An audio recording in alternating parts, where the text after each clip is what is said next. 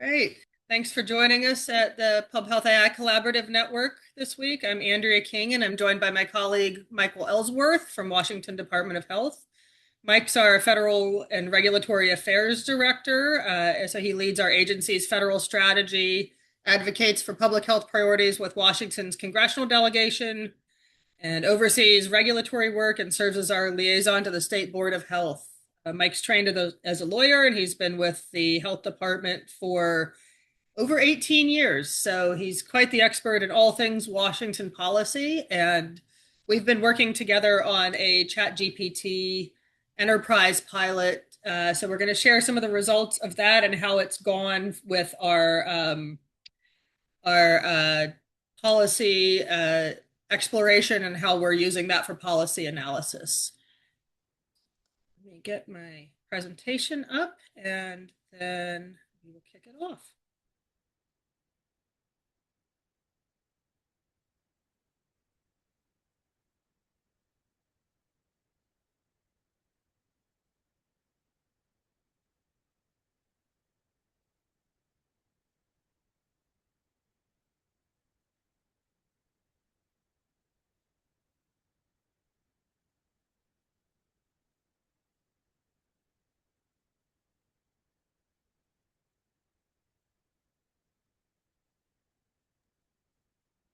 Okay. Are we seeing the slideshow? Yeah, sure am. All right. Great. So we're going to show some case studies today from AI for policy work. Go ahead, Mike. Take it away. Yeah, thanks so much, Andrea, and thanks for creating this space for us to learn and grow and see how we can apply AI and other technologies to support public health work across the United States.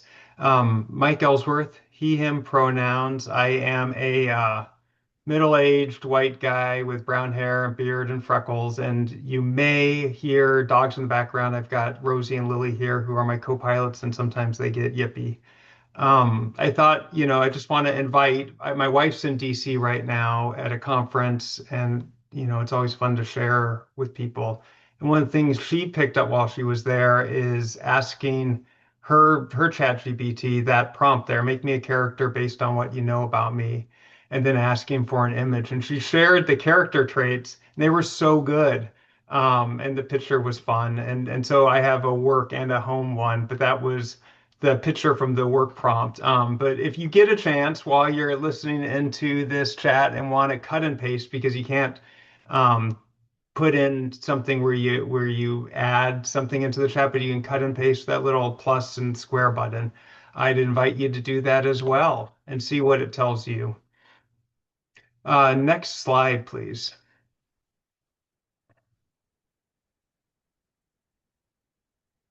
And thanks for driving, Andrea. Appreciate it.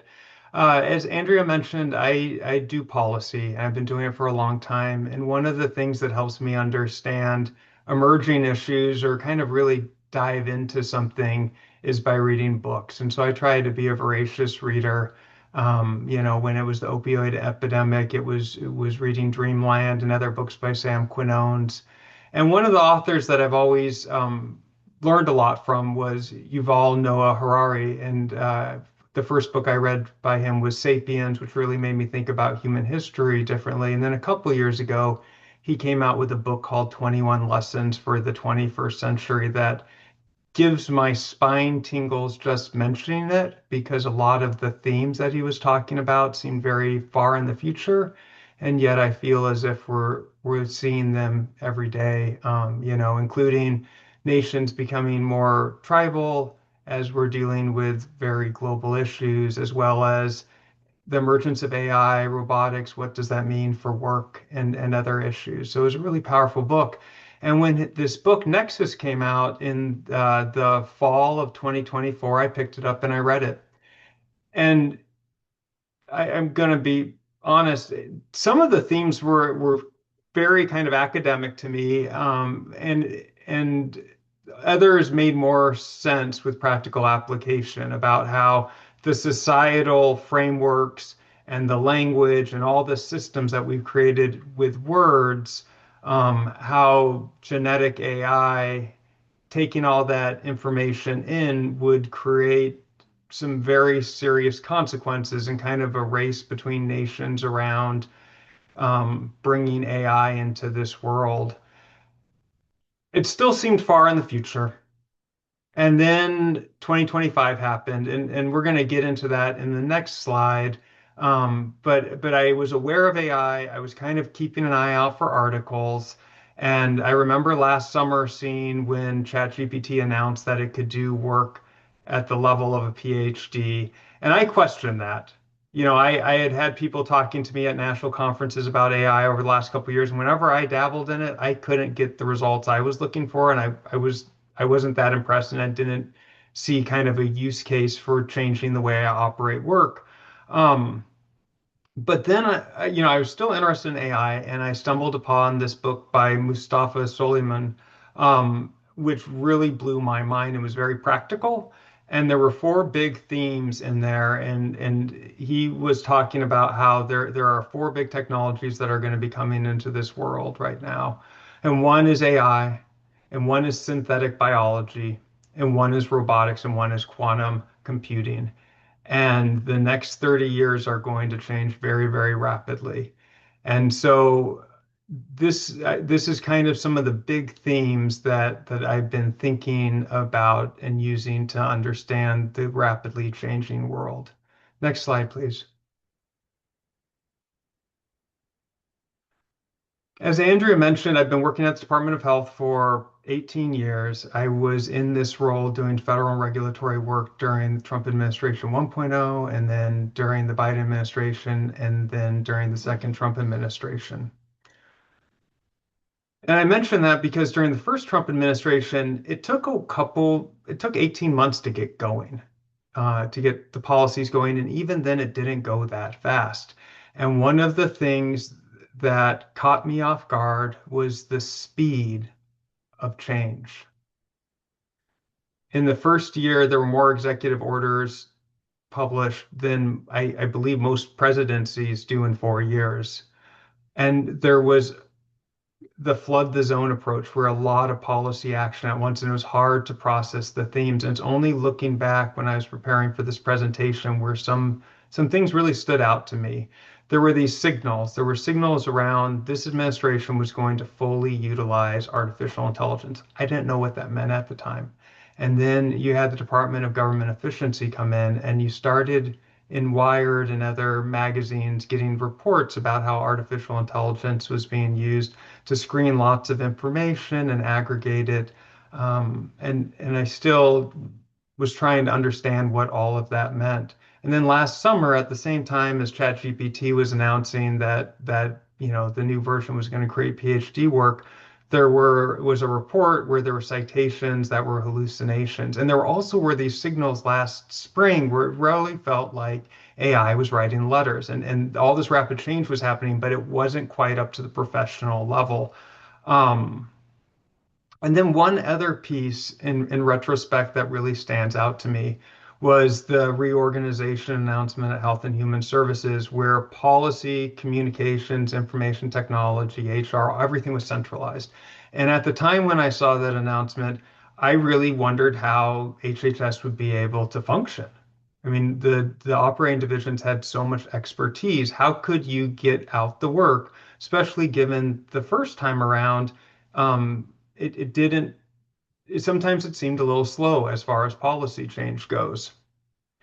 And what was really interesting is this January, the first week, Health and Human Services published three big reports.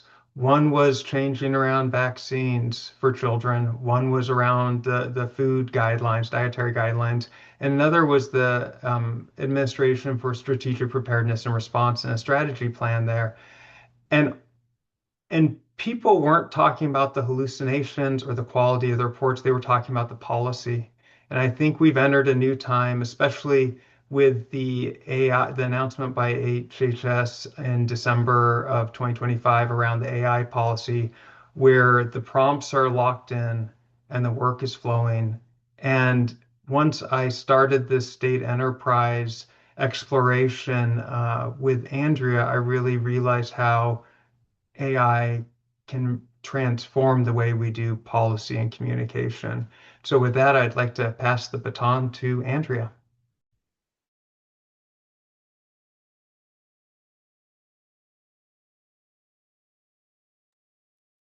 Thank you, Mike.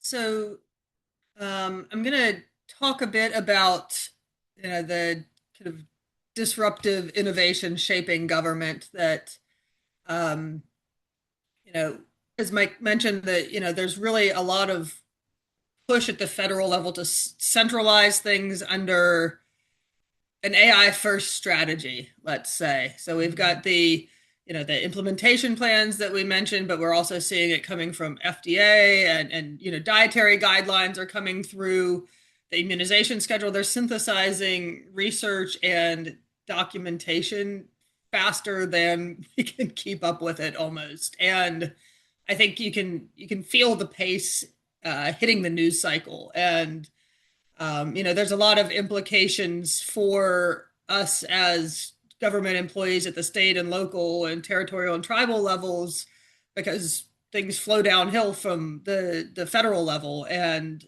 we need to build the capacity within our own organizations to keep up with this.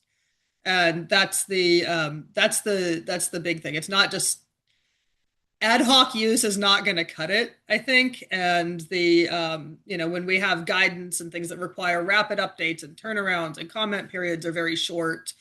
And, there's a lot of implication to being able to participate at a quick enough speed to like make your voice heard, I think, to some extent. And, there's certainly opportunity for efficiency gains. We're going to talk about that. But I think there's more there's more to the readiness gaps here, that we've explored many times throughout the course of the conversations we've had in Pub Health AI. That you know, building that capacity to be able to stay on top of the wave is really what we're going to talk about today from a policy perspective. So, you just don't want AI to be a shadow tool at your organizations. It's got to be governed and capably governed. So the folks who are in charge of setting the standards need to really understand what the work is. And, we're just going to try to demystify our approach to policy, and then we'll have a good discussion about it. So I'm going to walk through what we actually did here. So this is our WATEC, which is our state IT agency, made a handful of ChatGPT enterprise licenses available to us at the state DOH. So I'm leading the pilot for that, and we're working across teams to assess the fit. And I'm focusing on text-heavy work. That's how Mike and I ended up doing policy work on this, because it just seems like it's LLMs are strong for text-based use cases generally, and we thought this would be a good test of ChatGPT's ability to produce reasonable content, because there are a lot of nuances to policy interpretation. And we're also working on document conversion and management. The Illinois Department of Health folks who are they've got some great work that they've done on converting old vital records data. So that inspired me to try it in Washington. So more to come on that. But we're trying to move beyond the typical coding and analytics support things people think of with LLMs or chatbots to look things up, to get into like the real nuts and bolts of our agency processes and see where we can make some change. So for this work, we used mostly the ChatGPT Pro versions of whatever model was available. It was 5.1, now 5.2, and always running those tokens hard. Like we pass around our tokens like they're gold. And we also compare it against Claude Opus 4.5, their pro version, the extended thinking version as well.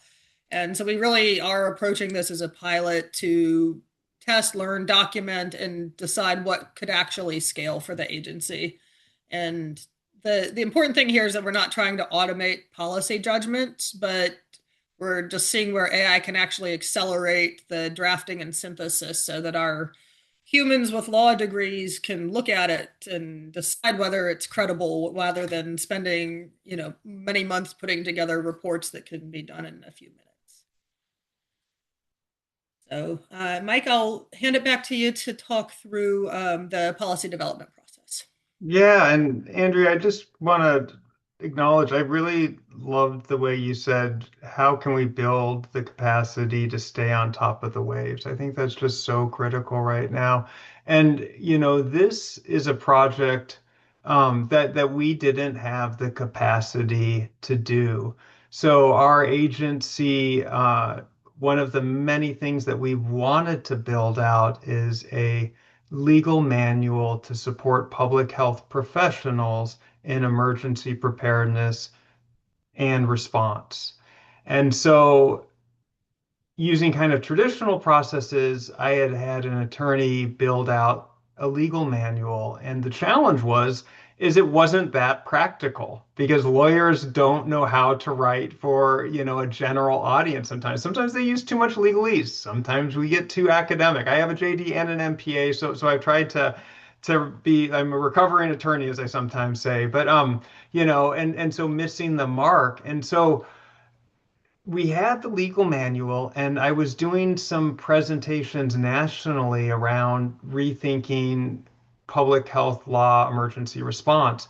And so I developed a framework. I worked with attorneys in other states as well as emergency response leaders in our state and tribal and local and getting community perspective. And I built out a response framework that helped better organize the information, but what I didn't have was that synthesis where it takes this very complicated legal material and then frames it into the framework we had, or kind of synthesizes it and organizes it around the framework and creates a training manual. And we kept on trying. This was a project where it was non-urgent, important. It was nice to have, not need to have. And so getting the staff support to do the work just wasn't possible.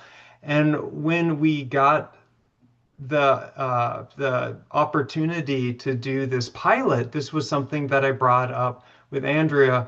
And Andrea and we were creating a report prompt and thinking that through. And so we ran this. And as Andrea is going to kind of describe the process we went through, we ended up developing a workable product. Some of the citations weren't up to date. Some of the material needed to be cleaned up, but it would have taken a month or two for staff to get me back a report like this. And all of a sudden, we had an incredible work product to move the work forward, to work with other people to help prepare Washington State to respond to future public health threats.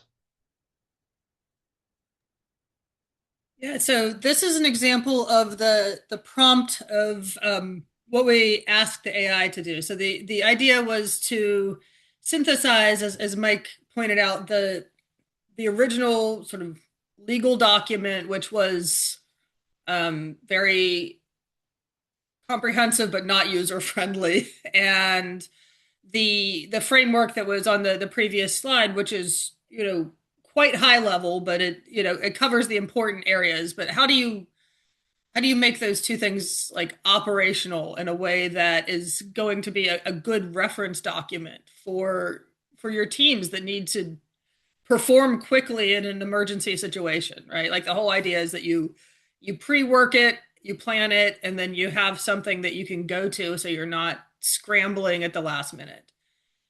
Even though we all scramble at the last minute, always. Like there's always something to scramble about, eliminate a few things up front.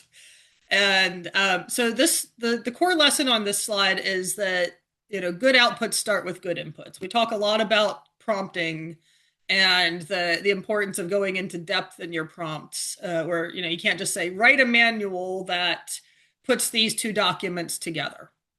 I mean, you'll get an output, you'll get something, you might even be able to use a little bit of it, but it's not going to be as specific as what you want. So in this case, we provided some reference documents, and we'll give you the whole text for all of these prompts. Don't worry about trying to absorb it now. But we let the AI know which citations it needs to pay attention to. We gave it the emergency preparedness framework, that entire document, not just the slides, or not just the one 4 6 column example, and guidance on how to format and style guidance, and the citation standards that we expect it to adhere to. And so really treat your prompt as a requirements document in some ways, just what you would ask a staff to do or a vendor to do. You can conceptualize how you're asking your AI to create something for you in the same way.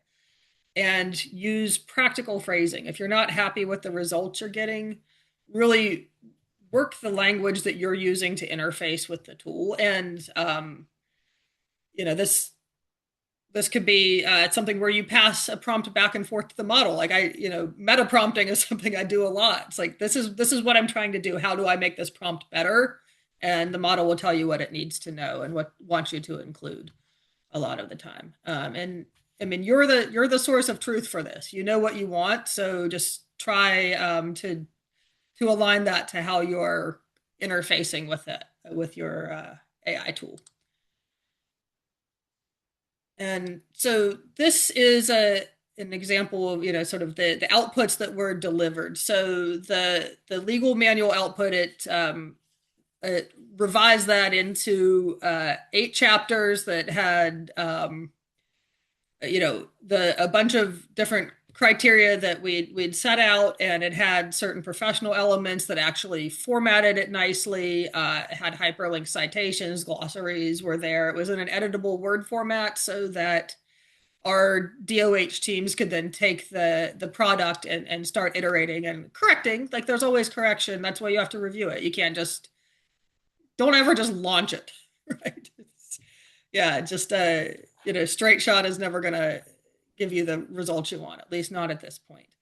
And the training manual output had 11 chapters and some appendices, and all the domains were covered that were in the original framework. So it really did synthesize the 2 documents into the outputs. These are the kind of 2 sides of what was put together, and it created these first 24-hour checklists, which I think are very cool. Like, when you're in the throes of an emergency response, as many of us have been over our careers, you need to just, what do I do now? What's next? And it really helps if everybody's on the same page and knows where they are with the work. And so the key point here is that it still required expert review. It was a lot faster than starting from a blank page, but you could start from reviewing a draft that's 80% complete rather than starting from 0, which saves, time that could be measured in months from the team's workload when you talk about everybody who's involved. And so, we were kind of watching as like anthropologists in some ways about how the AI approached the work.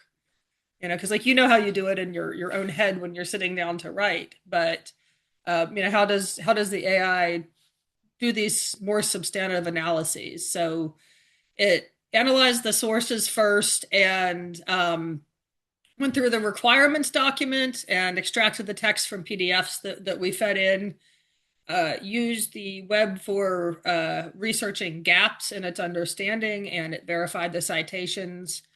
It structured the content around the framework we'd provided to it, and then it actually generated the document. So it did a sequence of pre-work steps before it actually just started spitting out text, which is cool. This is agentic design happening behind the scenes, because the model is interacting with itself to create these stages of content, and it was able to, in that case, perform pretty substantive synthesis work, and was able to do things in a way that I think we were surprised by it.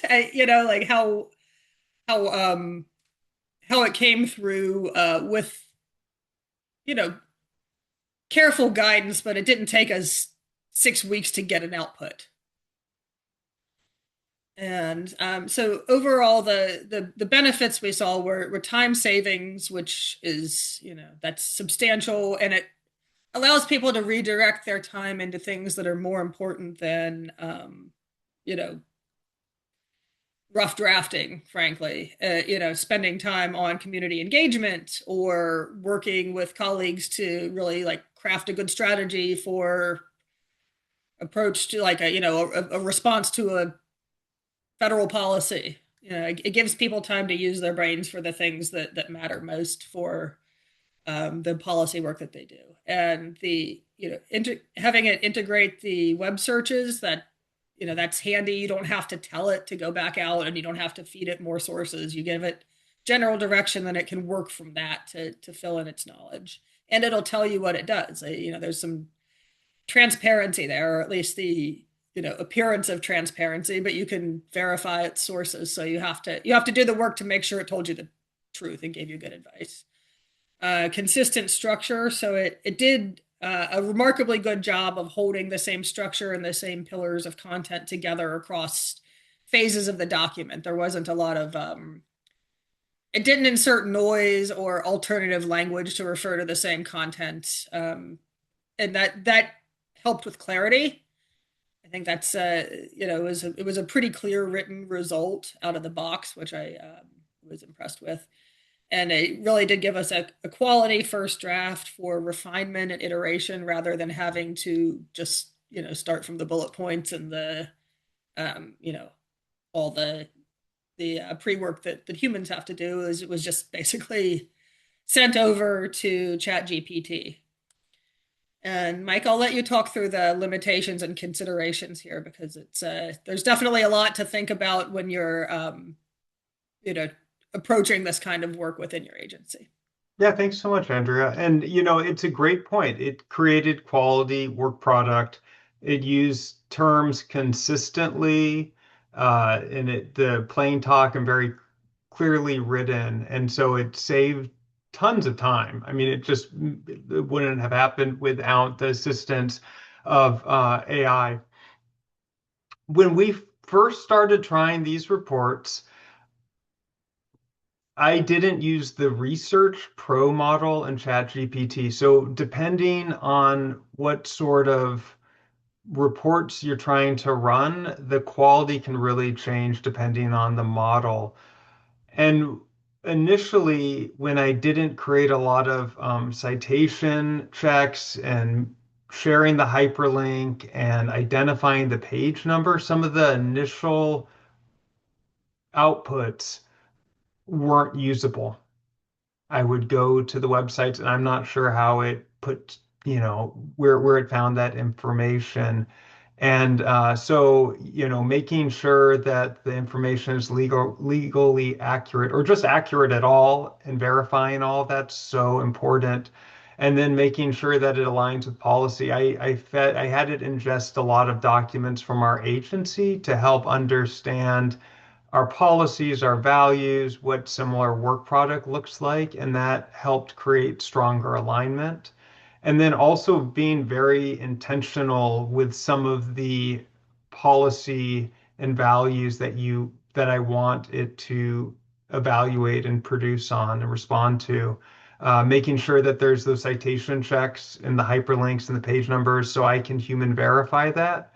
And I generally have some errors that I find in every single output, and I check every single citation to make sure that there isn't mistakes as we discussed earlier with publication.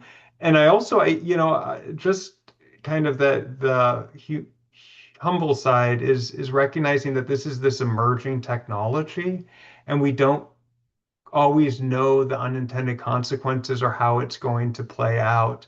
Um, and so just kind of that grace with each other as we continue to experiment with it. And one of the interesting ones, I was at a public meeting last week, and it's this AI cannot replace ground truth. It doesn't know what's happening. It's in a box, and it doesn't. And I think if AI was integrated into everything that we're doing in our emails and all the data systems, then maybe it would know that. But I was in this public meeting last week, and somebody had submitted these reports to try to get the government to take some action. And I started looking at them, and what I realized is that they were just outputs from ChatGPT. They had some of the telltale artifacts that you see, and it was just cut and paste. And they were well written, and they were reasoned arguments, and they were missing the ground truths of the work that had happened in that policy area. And so, what I found as we've experimented and gotten more curious with how to use this in the policy space is that for big picture, for literature review, for that synthesis, really helpful. But it only gets you, 80% or 70% of the way there, it's going to be missing what does it actually mean for your agency to operationalize these ideas. And so asking kind of more for options-based advice and whatnot's really important. And then filling in that gap by working with the subject matter and the people on the ground in our real world. It can't do legal work yet. And then it can't, I mean, it's not people. And a lot of our work is around people talking to people and learning from each other. So it can help generate work product to share and have those conversations and hopefully free up more opportunity for human to human interaction and finding ways to work together to improve the public's health. Next slide, please. And so this is a prompt that we created. It's wonderful. It's like a catch-all prompt that we can run through to consider different public health topics and help us think through strategy.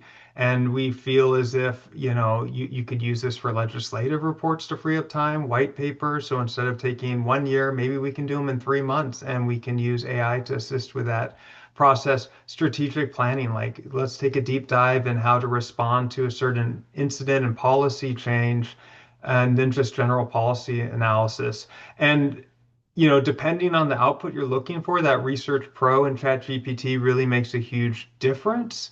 But even the thinking mode can give you a good framework to think through the policy issues. And we'll make sure to share the prompt because it's a lot longer than this. Next slide. Okay. Yep. And then this is kind of a summary of what it provides. And this is a list of different use cases that we're exploring right now. So one of the nice things with my role is I touch on a lot of different areas of work. And so I think that there's a lot of amazing use cases around regulatory work, including doing reviews of chapters to analyze and how to streamline and modernize the language, comparing them to other states, seeing where, maybe it hasn't changed for 40 years and ideas on how to update them. Another use case that, kind of a fun note, there's something called legal epidemiology.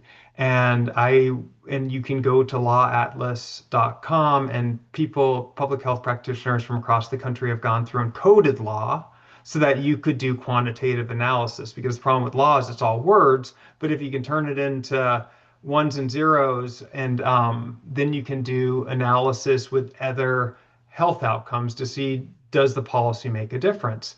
And I did some legal epi research on certificate of need, and I've also, known a lot of the early adopters of this work.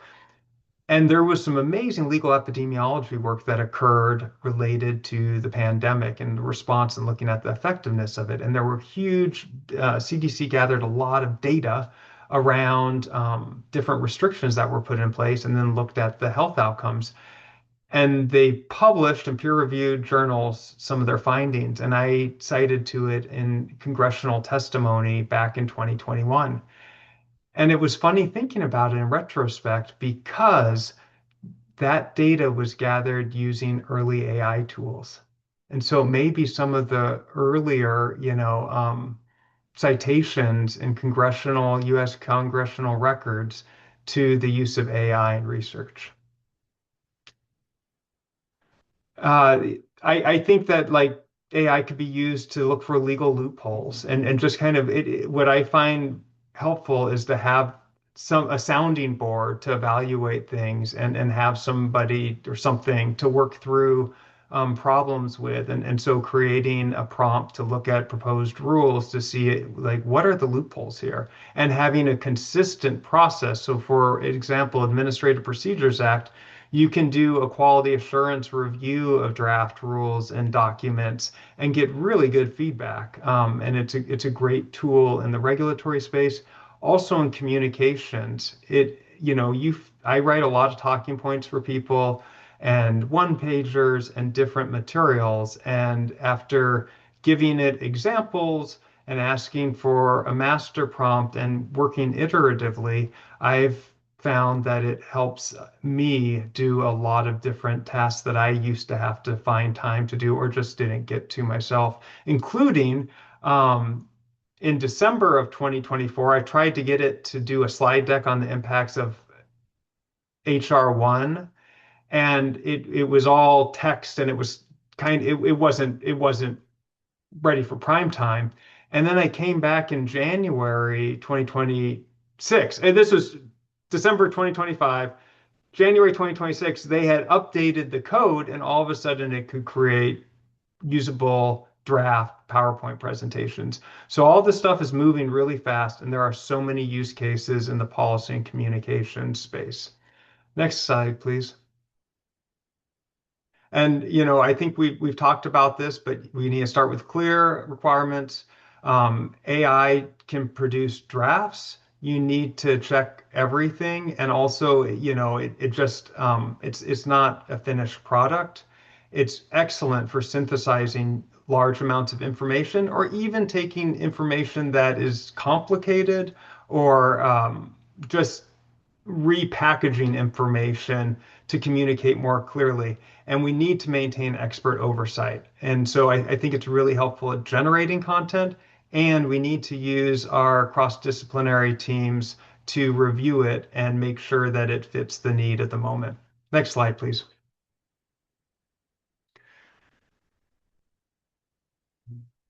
We could spend the next hour talking about all these issues, and they are all valid. And I think that it's so important that we're creating spaces to talk through how do we use this tool. And I've had lots of different thoughts over the last year related to this. And I think it's important to acknowledge the environmental impact. I think we need more visibility on that. I think that there are a lot. One of the things I learned talking to different users of this tool is there are some things that AI could do, and the environmental impact is large enough that we should think twice before doing it. And so I think that I have tried not to use it in certain instances where I thought the value of using AI did not outweigh the potential environmental impact of the water and the carbon and whatnot. Critical thinking. There is an MIT study that looked at students who used AI in work product and students who didn't. And it found that there was weaker cognitive skills and less brain activity in the students who were using it. And that effect continued on after its use. So it just wasn't in the moment, but it continued on. And so how do we strengthen and maintain our critical thinking throughout the day when we are using AI? I'm really concerned about workforce development. For me, I can augment my work because I know how to supervise people. I have a lot of work product that I can generate. I know how to generate work product. I have work product. I know how to get it done. And so I can work with AI to get output. And I've also mentored a lot of people. Are we mentoring people the same way? Will people who would previously be assisting me in getting this work product no longer have those opportunities? So really thinking through as agencies and organizations how we maintain early career workers in our workforce development. And then lastly, all these models were based on all the implicit biases that are already in everything written in our societies. And are we perpetuating it? And what systems are we building in to check that? So there are a lot of issues we need to be considering to use AI with integrity. And we need to keep on having discussions about this because it's really important. It's not, it's like the car. This isn't going away, and it has a big impact on society. And we need to figure out how to harness this and not get driven over by it.